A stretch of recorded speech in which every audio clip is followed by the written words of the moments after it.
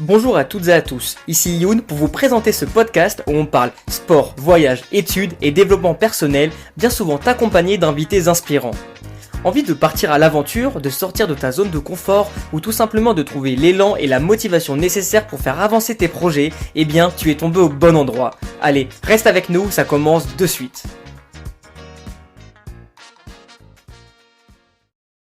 Aujourd'hui, j'ai le plaisir d'accueillir Gwenaëlle, une bonne amie à moi avec qui on va parler des études supérieures et plus précisément de quelque chose qui concerne de nombreuses étudiantes et étudiants chaque année, la réorientation. Bienvenue Gwenaëlle, comment vas-tu ? Très bien, et toi?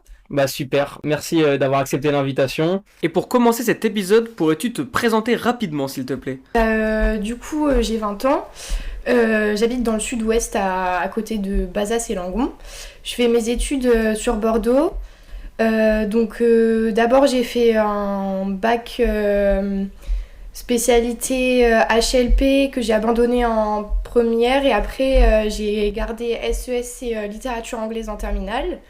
J'étais en classe euro avec Youn du coup et c'était super, on a fait plein de projets avec Erasmus+. Puis après du coup je suis partie à Nantes en droit anglais. Parce que je voulais devenir avocate et c'est une idée que j'avais depuis le collège.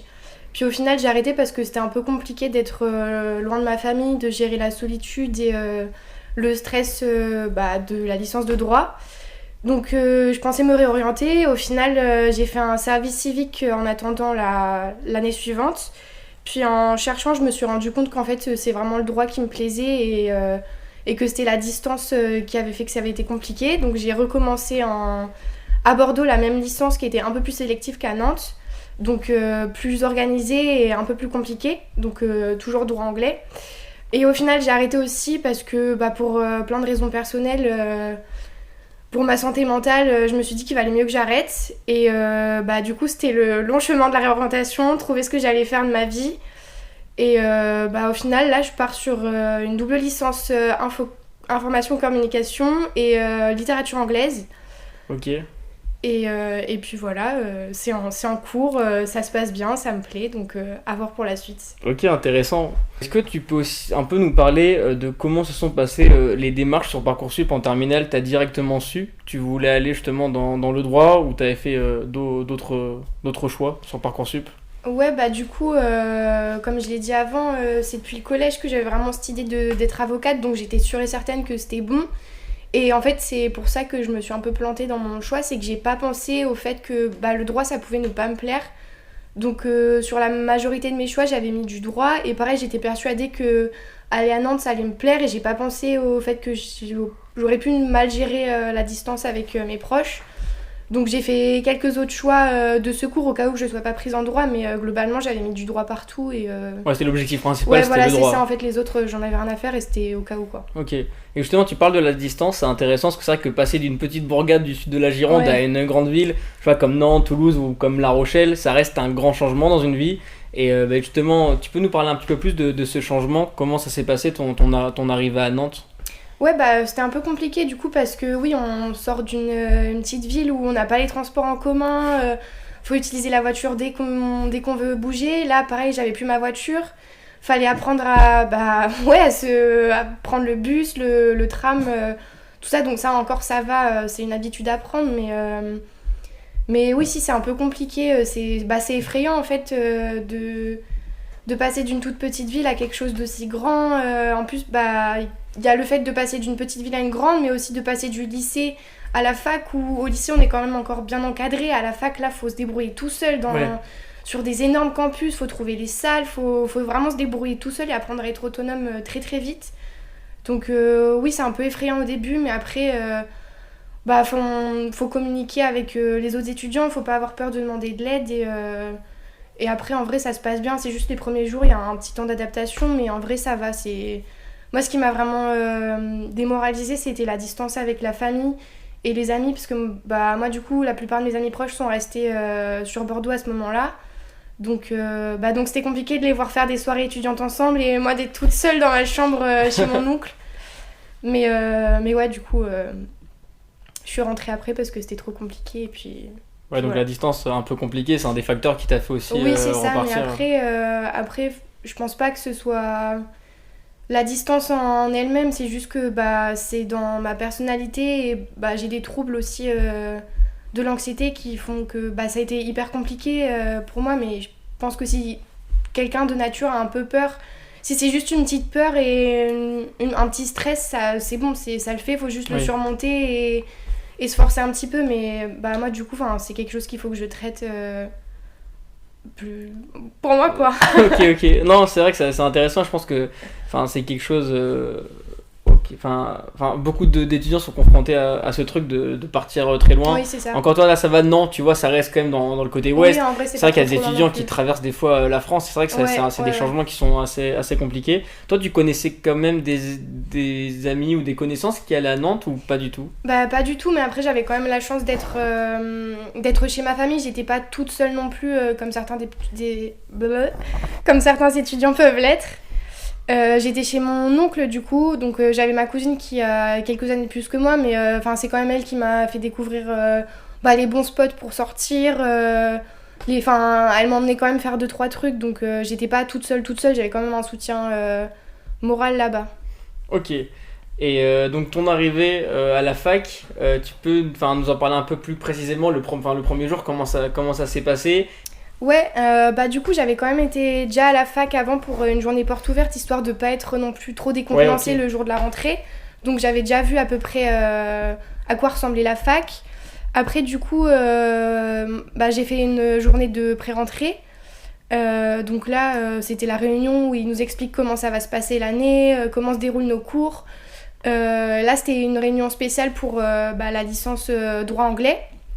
Donc là j'ai pu déjà avoir 2-3 têtes et essayer de prendre 2-3 contacts pour pas être toute seule pendant les cours. Mais je pense que ça correspondait à ce que j'avais vu pendant la journée porte ouverte, mais en fait j'avais vraiment beaucoup trop idéalisé le droit et c'était mes études de rêve pour faire le métier de mes rêves. Et en fait non, je savais que c'était dur. Mais vu que j'avais des bonnes notes au lycée, je me suis dit je suis capable de le faire, je suis une bosseuse, ça va le faire.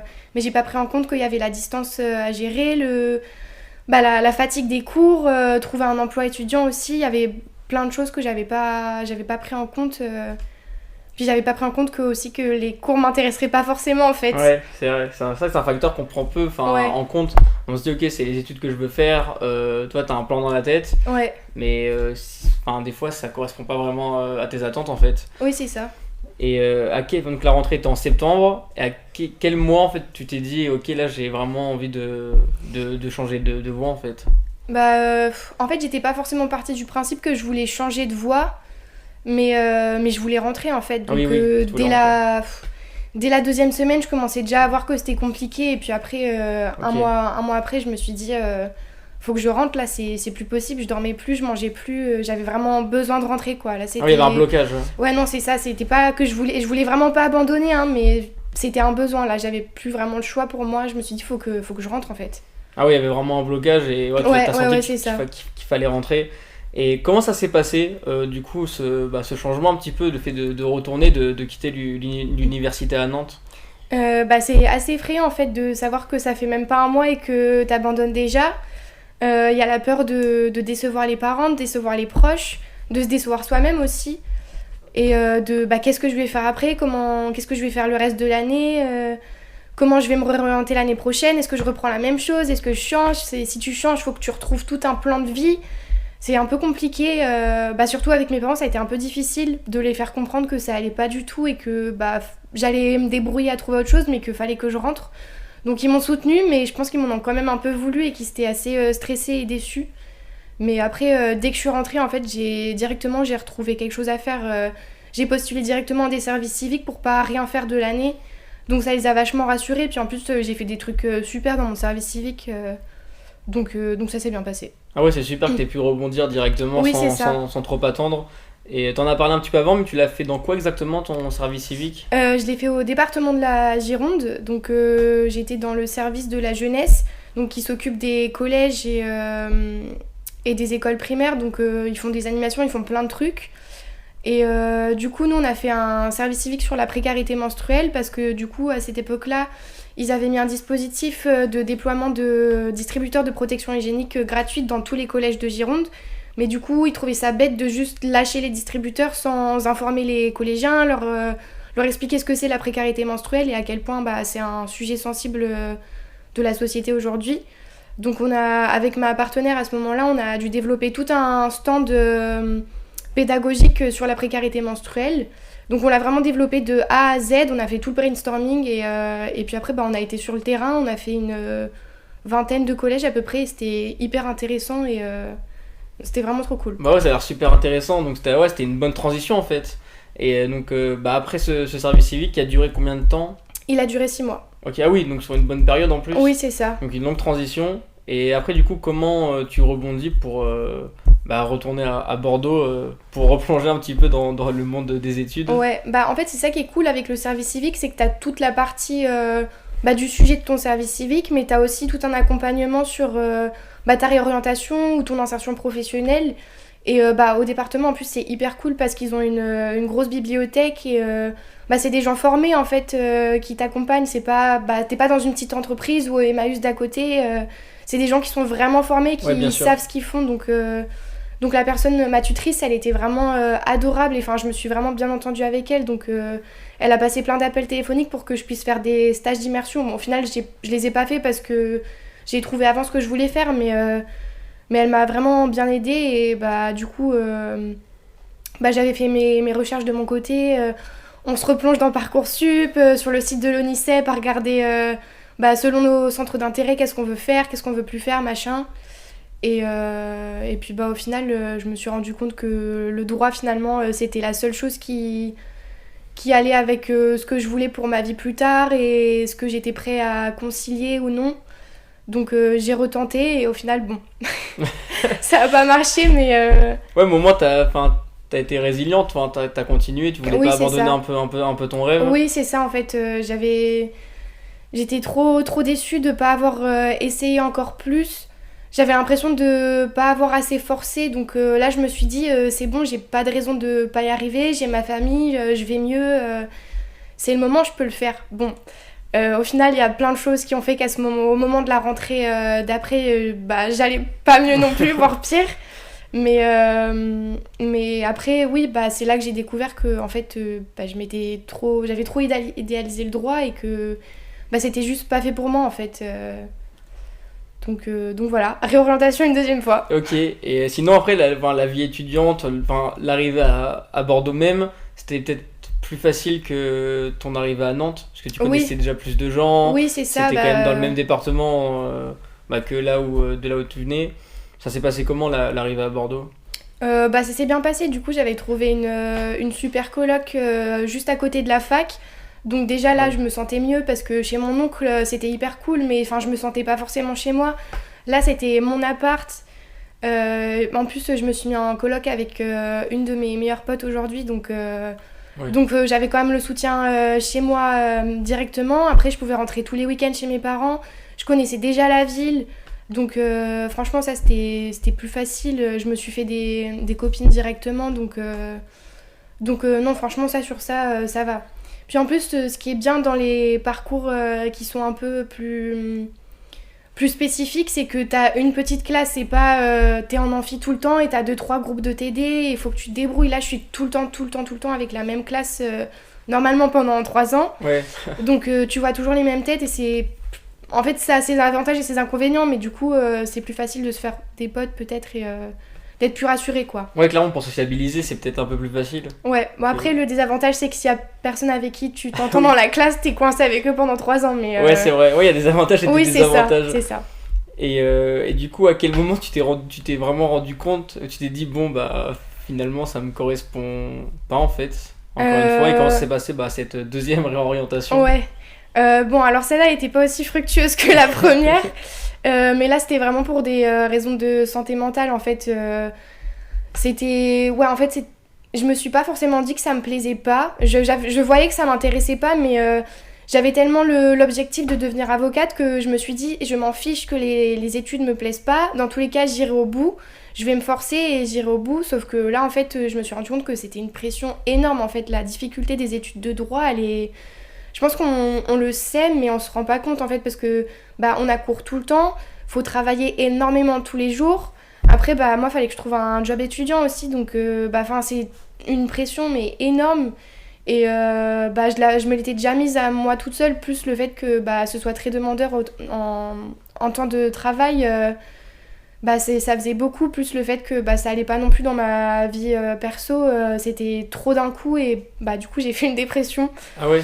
Donc c'est pour ça en fait j'ai pas eu trop de choix que d'arrêter, même c'est mes médecins qui m'ont dit là faut que t'arrêtes en fait, ça va pas, ça va pas du tout. Mais c'était trop. Tout est arrivé en même temps, du coup j'ai pas eu trop le choix. Après j'ai quand même je me suis pas arrêtée quoi, j'ai continué de regarder 2-3 cours, de passer les examens histoire de pas perdre mes bourses. Mais ouais, non, là, cette année-là, du coup, j'ai pas fait d'autres choses à côté. Je me suis concentrée sur aller mieux, en fait, et guérir. Ouais, c'est quand même important. La santé mentale, c'est vrai que c'est un sujet qui est super important, et notamment dans les études supérieures. Et ok, et du coup, c'était droit en anglais, c'est ça? Ouais, donc, toujours la même chose. Encore plus, déjà, le droit, je sais que c'est assez compliqué. Ouais, c'est dur. C'est vrai que moi, j'ai des amis qui écoutent peut-être cet épisode, justement, qui sont en droit à La Rochelle. Et c'est vrai que quand je compare un peu le contenu de nos cours et des leurs, c'est impressionnant. Ils ont toujours cours, oui, c'est toujours ça. des TD, toujours des contrôles, des examens. C'est assez... la barre, elle est vraiment haute, en fait, c'est vraiment en droit. très, très exigeant, en fait, parce que les débouchés, c'est sur des métiers qui sont très rigoureux et exigeants, donc et puis ils prennent un peu tout le monde en première année, donc ils mettent la barre hyper haute pour pouvoir écrémer et qu'il reste que les meilleurs après. Donc mais même c'est pas du tout le même fonctionnement qu'une autre licence en fait. Là t'as tout le temps des cours magistraux qui sont c'est vraiment très demandeur niveau attention, faut pas rater une seconde du cours, sinon après t'as perdu le fil et c'est des cours de 2-3 heures. Après t'as des TD où toutes les semaines t'en as 3 ou 4, il faut que tu prépares tous tes TD et chaque TD te demande au moins 8-10 heures de travail. Enfin, c'est vraiment énorme.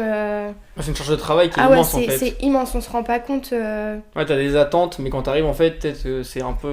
le niveau est peut-être un peu trop ouais, élevé en fait. Mais en fait, pour la médecine, il y a plein de gens qui disent qu'il y a ceux qui veulent réussir, il y a ceux qui disent qu'ils vont réussir, et il y a que ceux qui savent qu'ils vont réussir qui arrivent. Je pense qu'en droit, c'est un peu pareil en fait. Soit tu sais que t'es motivé et que t'y arrives pas, que t'y arriveras, soit c'est mort en fait. Enfin, si tu lâches à un moment. Tu commences à douter en fait, c'est là où ça devient compliqué. Ok, c'est intéressant et c'est du coup. Parce que je pense qu'il y a pas mal d'étudiants qui sont dans ce cas-là. Et donc, comment ça se passe cette deuxième réorientation justement vers d'autres études? Pas dans le droit cette fois-ci. Ouais, non, c'est bon, j'ai lâché l'affaire. T'aurais pu dire que la troisième c'était la bonne, mais. Ouais, non, c'est bon. Loin des yeux, près du cœur. Et du coup, ça se passe comment et dans quel milieu tu te lances? Du coup, là, je me lance dans une double licence. Donc, c'est information communication et littérature anglaise. Je dirais que c'est un peu compliqué parce que du coup pendant 2 ans j'étais plus dans les études, donc la dernière fois que j'ai vraiment travaillé c'était pour le bac, donc ça commence à remonter. Du coup même si j'étais très très bosseuse au lycée, c'est une habitude en fait, et une habitude ça se perd aussi, donc c'est un peu compliqué de se remettre à travailler tous les jours beaucoup, mais ça se travaille, ça commence à revenir. Mais là je vois vraiment la différence entre quand j'étais en droit et maintenant en fait. Je m'étais vraiment persuadée que ça me plaisait. Alors que pas du tout, là vraiment j'ai vu ce que c'était d'aimer ses cours et d'apprécier travailler la matière en fait. Ouais, là t'aimes ce que tu fais là. Oui c'est ça, voilà, c'est pas... je suis pas non plus hyper heureuse de faire ma disserte, mais c'est pas une charge où je me dis oh là là, j'ai vraiment pas envie quoi.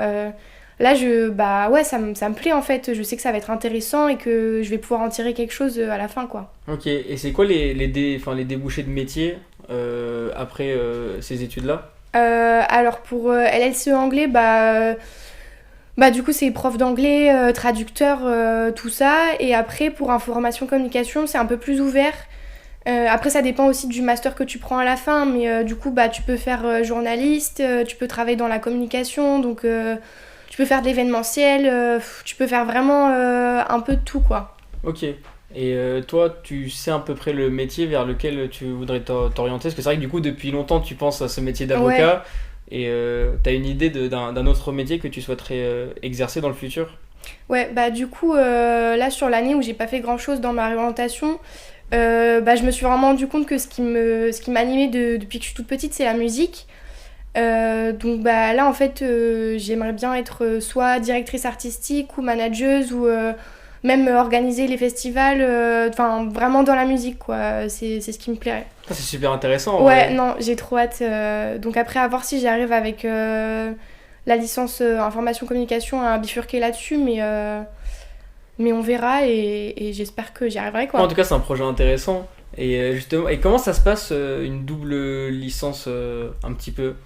Bah alors du coup, en fait, c'est pas comme... Là, j'ai pas deux diplômes à la... Enfin, si, parce que il y en a qui font une licence, je sais que ça se fait en droit, ils font droit et histoire de l'art en même temps, mais du coup, ils ont vraiment les deux licences complètes à travailler. Là, c'est pas du tout ça, c'est une double licence, c'est-à-dire qu'on a les deux diplômes à la fin, mais ils ont vraiment combiné les deux.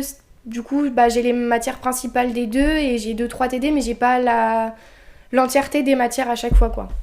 Ok, et c'est sur une licence c'est sur 3 ans du coup? Oui, c'est ça. Ok, donc c'est comme une, enfin, c'est une licence en Oui, fait. oui, c'est la même chose, c'est juste qu'à la fin, on a les deux diplômes, quoi. Ok, et donc là t'es encore en première année Ouais, du c'est coup? ça, première année. D'accord, t'es une L1 du coup. Exactement, pour la 3e fois. Ok. Et qu'est-ce que tu conseillerais justement à un lycéen qui panique un peu à l'approche de Parcoursup? Déjà de prendre une grande respiration.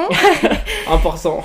Ouais, et de pas trop écouter les professeurs et les parents aussi qui mettent une pression monstre à leurs enfants pour trouver leur chemin. Après, je peux comprendre que ça fasse peur de se dire que notre enfant il va pas dans le bon truc, mais enfin, faut laisser faire en fait parce que c'est un peu comme ça qu'on se plante en fait. C'est en choisissant sous la pression et un peu rapidement qu'on prend la mauvaise décision.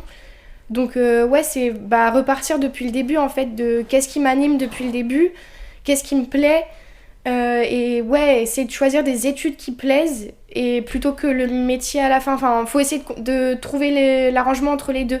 Savoir que oui, là je vais faire des études qui me plaisent, et j'ai des débouchés qui me plaisent à la fin, mais pas dire, voilà, je veux à tout prix être avocate, et tant pis si les études me plaisent pas. Bah ouais, sauf que les études c'est entre 3 et 5 ans, donc si ça te plaît pas, c'est dur de tenir en fait. Ouais, dès que tu commences en fait, à avoir un petit doute, c'est là où il faut peut-être se poser des bonnes questions, parce que si t'as un doute dès le début de la L1 et que ça dure 5 ans, ouais, c'est après si tu finis dans un truc que t'aimes pas, c'est un peu compliqué. Ouais.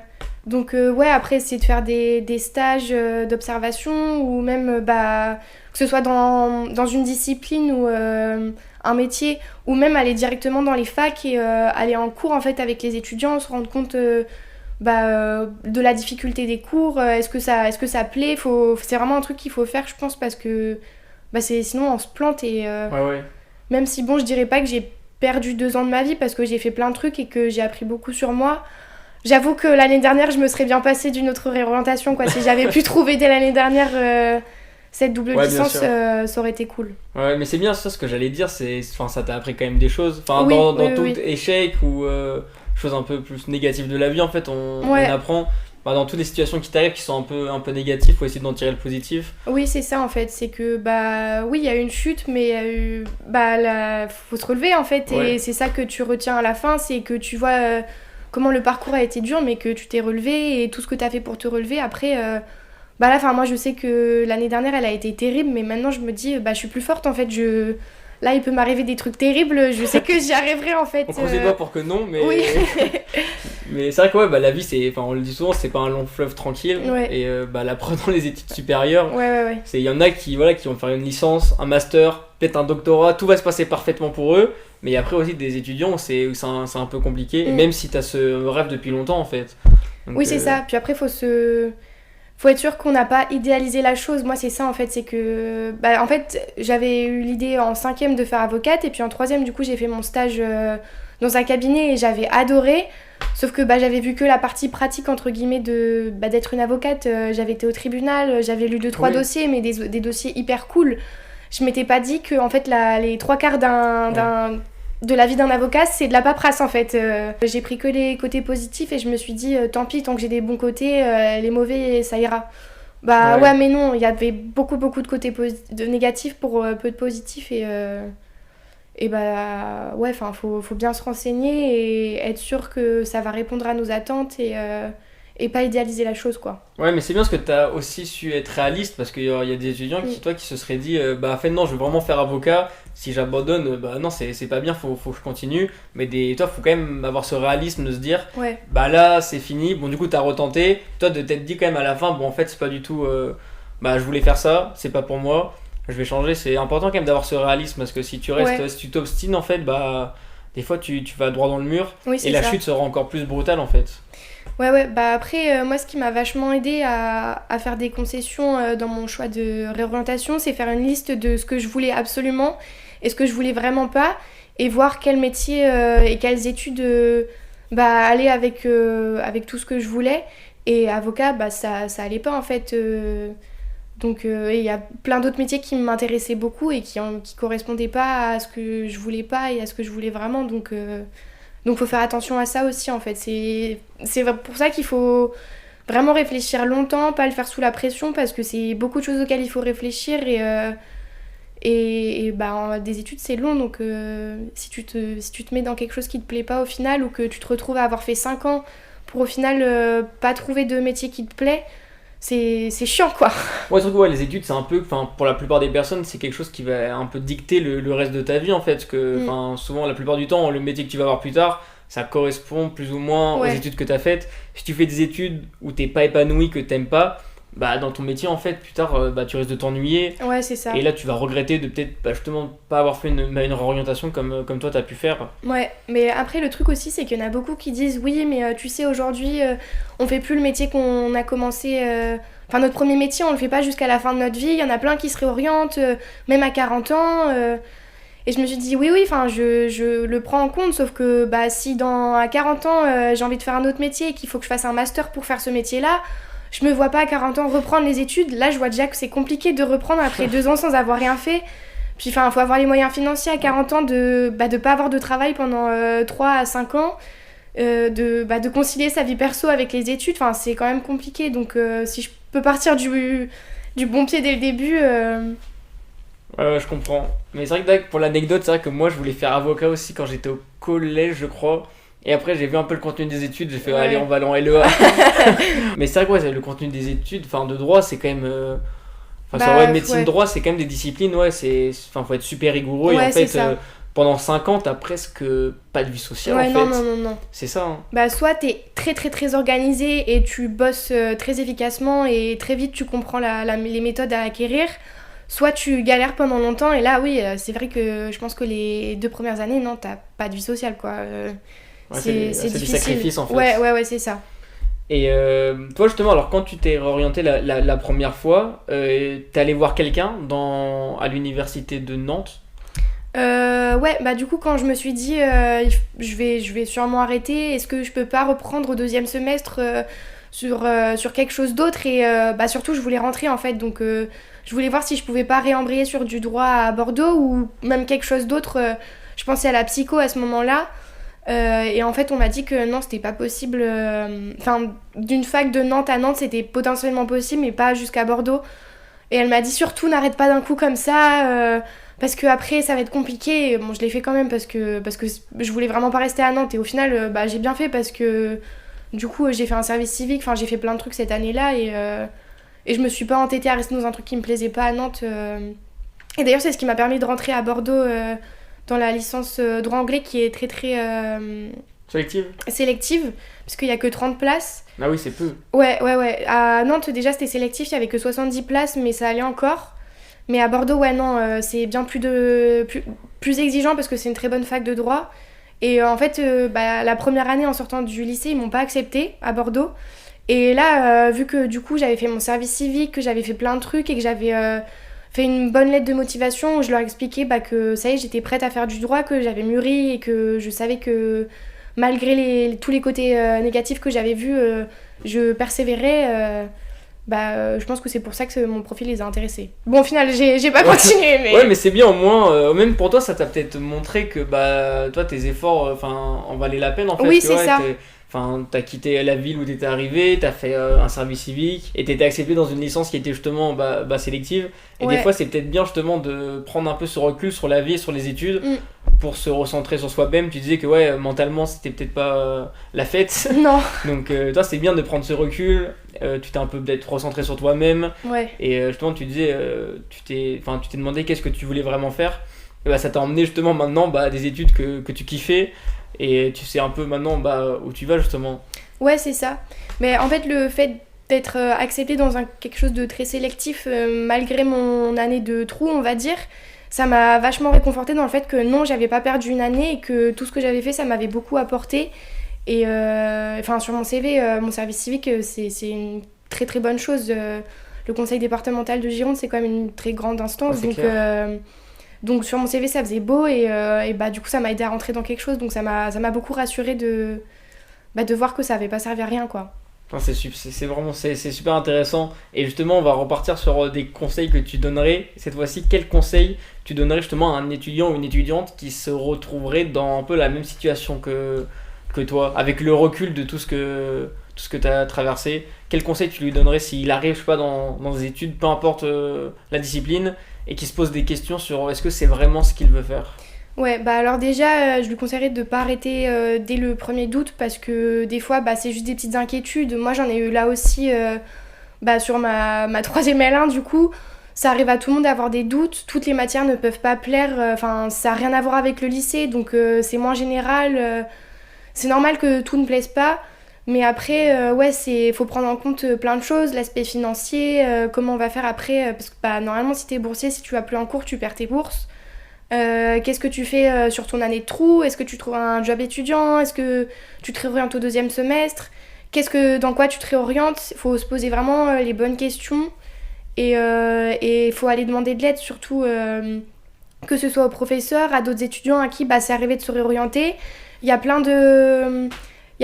d'informations à la fac, que ce soit à la bibliothèque universitaire où il y a des pôles de réorientation où il y a des personnes qui sont formées pour ça. Il y a je sais qu'ils font des réunions aussi pour se réorienter en début d'année, ou même fin d'année là pour le 2e semestre. Il y a vraiment de quoi se faire aider à la fac, donc faut pas hésiter à aller chercher de l'aide et à en demander quand on en a besoin, quoi. Ouais, faut pas avoir peur de, je te vois, comme tu dis, d'aller chercher de l'aide, d'aller poser des questions. Ouais, c'est ça. Des fois on peut se dire ouais mais non, j'ai pas envie, enfin comment ils vont réagir. Faut y aller même, c'est vrai que la réaction des parents des fois ça peut faire peur justement. Aussi. Et après ça reste, c'est important, la vie des parents, mais ça reste quand même ta vie avant tout, tes études, ce que tu vas faire plus tard. Donc faut sauter le pas et y aller en fait. Ouais, je pense qu'il faut vraiment en parler, que ce soit avec ses proches, ses amis, son frère, sa soeur, moi ils m'ont beaucoup aidé aussi là-dessus. Avant d'en parler aux parents, ouais, je pense. Et une fois qu'on a un projet bien monté, pour les rassurer et leur montrer que c'est pas on se réoriente et on va rien faire pendant l'année. Faut leur montrer qu'on est déterminé à trouver quelque chose d'autre et c'est ça qui les rassure en fait, c'est leur montrer qu'on avance dans notre réorientation et c'est comme ça que moi je m'en suis bien sortie avec mes parents, c'est leur montrer que chaque fois que je revenais chez eux, j'avais avancé sur mon projet quoi. Je savais où est-ce que je voulais aller, où j'avançais, j'éliminais des options auxquelles j'avais pensé avant. C'est comme ça que je m'en suis sortie avec eux en fait. Ok. Et après il faut aussi se dire que t'étais pas forcément seul dans cette situation. Ouais. C'est vrai que toi j'ai fait des recherches et en 2023 c'était 163 000 étudiants qui étaient en recherche de réorientation. C'est énorme. C'est 163 000 étudiants dans le même cas qui se disent en fait là je me suis lancé dans un truc qui ne me plaît pas du tout. Donc vous n'êtes pas seul et faut vraiment pas hésiter à aller poser des questions. C'est important, c'est votre futur en fait qui se dessine. Ouais. Et je pense qu'on arrive vers la fin. C'était intéressant. La première personne que j'invite qui a vécu un peu une expérience comme ça, je pense que c'est la seule que je connais aussi. Le calvaire. Mais c'est vrai que c'est intéressant. Voilà, la vie et les études supérieures, c'est pas un long fleuve tranquille et on peut passer par des étapes de doute et de remise en question. Mais comme je le disais avant, c'est bien de prendre du recul des fois pour se recentrer sur soi-même. Et la santé mentale pour moi c'est un sujet qui est super important et tu l'as rappelé, c'est quand la santé mentale va pas bien, il y a rien qui suit derrière en fait, c'est compliqué. Pour moi c'est quand même au centre de tout. Donc c'est important. Et pour finir, j'aime bien te demander, comme je t'en ai parlé un petit peu avant, qu'est-ce qui t'inspire au quotidien et qu'est-ce qui te motive, que ce soit un podcast, une citation, une musique, un livre, peu importe, tu peux m'en dire plusieurs si tu veux. Ouais, moi c'est les podcasts de Youn, hein. Oh, allez. T'es pas la première à avoir tenté celui-là. Non, mais ce qui me motive au quotidien, c'est la musique. Je m'en doutais. Ouais, bah oui, c'est ce que je veux faire. Mais non, mais sinon, du coup, il y a un artiste que j'aime beaucoup, qui est très connu, c'est Luigi. Du coup, que j'ai été voir en concert récemment. Et alors, c'était pas à Bordeaux qu'il a fait ça, mais dans une autre ville, il a posé la question au public de ceux qui avaient une passion. Donc là, évidemment, il y a tout le monde qui lève la main sur les 4000 personnes. Et puis après, il pose une deuxième question et il demande qui c'est qui vit de sa passion. Et là, troublant, il y a genre 50 personnes sur 4000 qui lèvent la main. Et je trouve ça hyper inspirant parce qu'en fait, ça motive à travailler dur en fait pour faire ce qu'on veut de notre vie. Et vivre de sa passion, c'est une chance en fait. Donc ça me motive à vraiment bosser dur. Et même si là je vois que information communication ça rime pas forcément avec musique, je sais que je trouverai mon chemin quand même. Et ça me motive quoi à rester à garder la tête haute quoi. Ouais, c'est vrai que c'est super intéressant. T'es la première qui me cite une musique, enfin du coup un chanteur en l'occurrence. Et c'est vrai que les questions qu'il a posées, c'est vrai que c'est quand même assez intéressant. Ouais. Et je rebondis sur cet artiste-là, Luigi, que j'ai vu aussi au Francophonie de La Rochelle l'été dernier. C'est pas quelqu'un que j'écoute de base, moi j'étais pas là pour lui.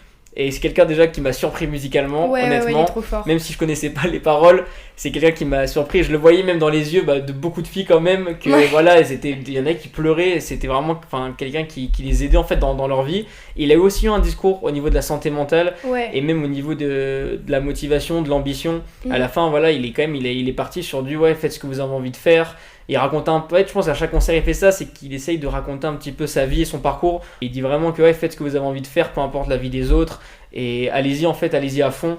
Ouais, c'est ça. Et ça revient un peu ce qu'il a fait quand tu l'as vu, et ça je trouve que c'est quelque chose qui est quand même super intéressant et qui fait réfléchir en fait. Et c'est bien, il en faut plus des artistes comme ça, qui en plus d'apporter quelque chose par le biais de leur musique, puissent te remettre en question directement par leur discours justement. Ouais, mais c'est vraiment un artiste qui vibre à travers son public et il a conscience de la chance qu'il a d'être là où il est aujourd'hui, mais il a aussi conscience que c'est énormément de travail et de sacrifice et c'est un artiste qui vient des cités et qui a commencé de tout en bas et là aujourd'hui il perce de partout parce que il le mérite en fait. Il fait de la vraie musique, c'est un vrai artiste complet, il est interprète, compositeur. Ses concerts, il les fait en entier. En fait, c'est lui qui fait les arrangements pour le live. C'est lui qui fait la DA de ses scènes. Il fait vraiment tout et c'est hyper inspirant. Ouais, mais comme tu dis, c'est un artiste en fait. Ouais, c'est ça. C'est un vrai artiste. Exactement. Et en tout cas, super intéressant. Merci pour cette référence. Merci à toi de m'avoir accueilli sur ton podcast. Avec plaisir. C'était vraiment super intéressant de parler d'un sujet qui est un sujet pas forcément facile à aborder. Hein. Ouais. Mais en tout cas, merci d'avoir accepté l'invitation. J'espère que l'épisode vous a plu. Voilà, c'est déjà la fin de cet épisode. N'hésitez pas à suivre le podcast sur votre plateforme d'écoute favorite et à y mettre 5 étoiles si l'épisode du jour vous a plu. Sur ce, je vous dis à la semaine prochaine pour un nouvel épisode. À bientôt.